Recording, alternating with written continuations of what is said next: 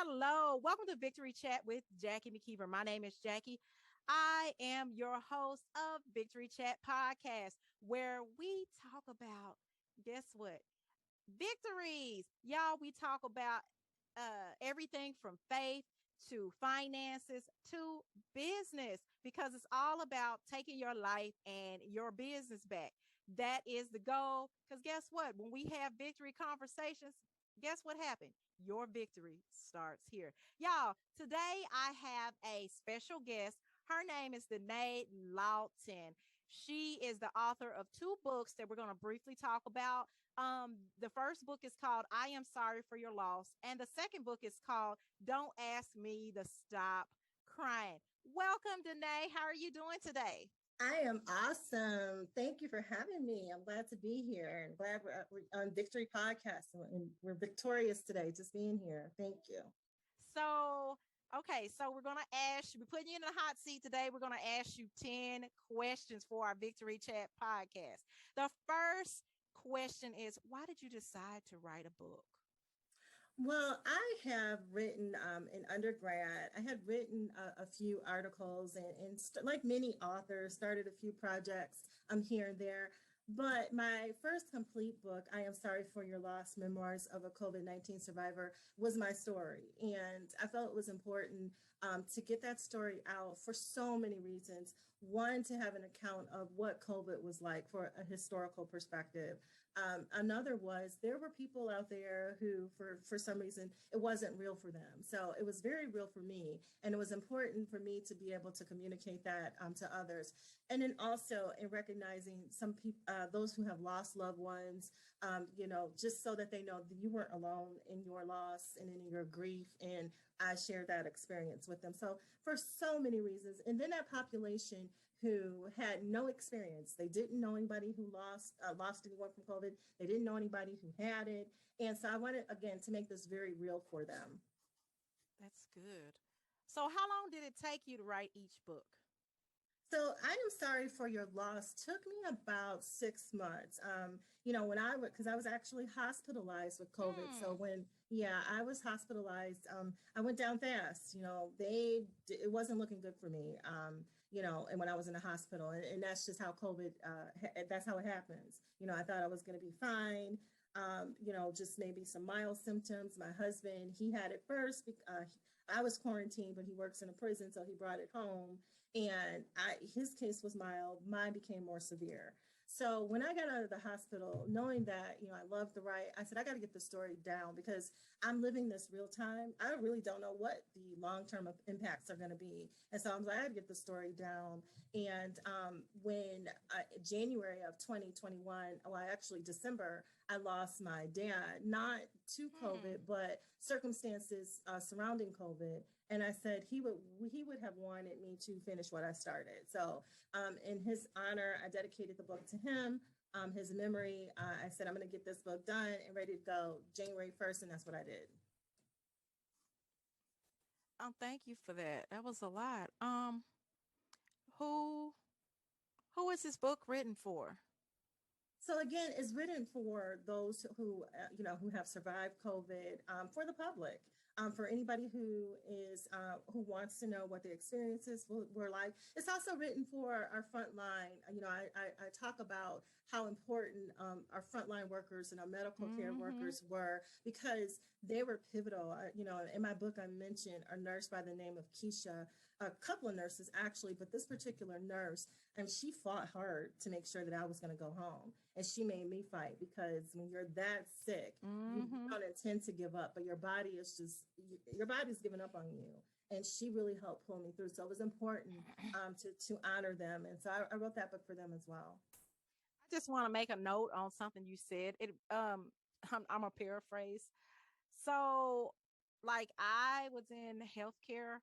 I got in healthcare in 1997. Yes, I'm showing my age, but anyway, it and anything that you're battling, whether it be physical health or mental health, it does take a team. People are under the impression that because these medical workers have been trained that they can do all the work, but it really takes a team to make the dream work happen.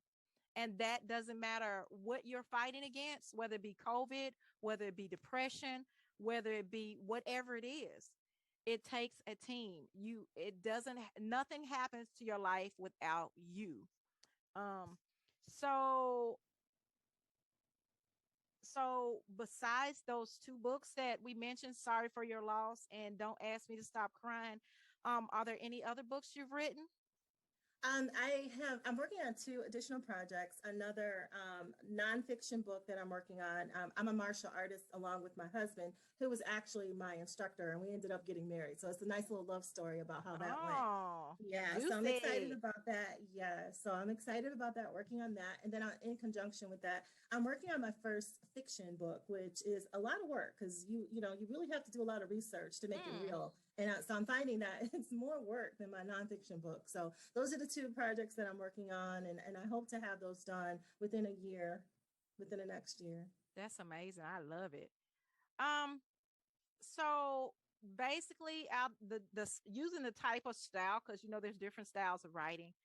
What do you want readers to get out of your books? What I want readers to first do with my books is to be able to relate to them. I know some of my favorite books and some of my favorite authors are that way because there was something about them that I could relate to. So I don't want to be so far gone that they're not going to be able to take anything. There's a lesson learned in I Am Sorry for Your Loss. There's a lesson learned in Don't Ask Me to Stop Crying. I want to motivate people to look past their current circumstances and know that they can overcome these things, that there are people who have overcome them, and there are steps to overcoming anything. It just doesn't happen. You have to first want it, you have to fight hard for it. And the other thing is, I want to encourage people to write their stories. People think that you have to be this, best New York Times best-selling author. That part. It's a lot of Yes, millionaires that are not New York Times. They don't have any awards, but they're still out yes. there doing the thing. Yes, write your story down. There's so people are just sitting on their talent and they don't even know they have it.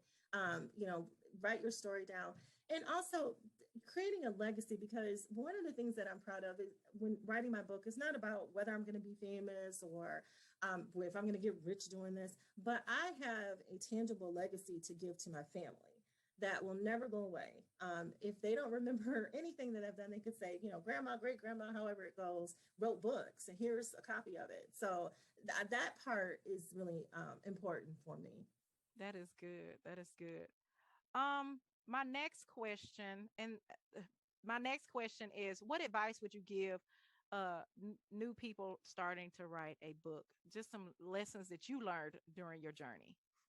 Well, one of the things that I would tell people is it's okay to share your dream, but then sometimes you have to get to a point where it's okay you're keeping those things to yourself, because if you're not careful, sometimes people inadvertently, they don't mean to, but everybody has their opinion on how you should do things or what route you should take. So I would tell people writing is intimate.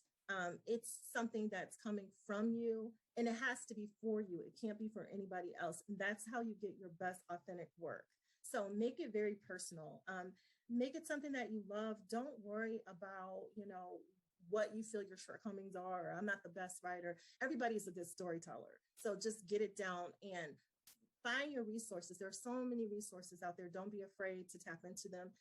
You do have to do research. You need to know how am I going to get this published? What's my best resources? Do I need an author, an artist for my cover, or how am I going to go through these steps? So take your time to educate yourself on that, but don't stop.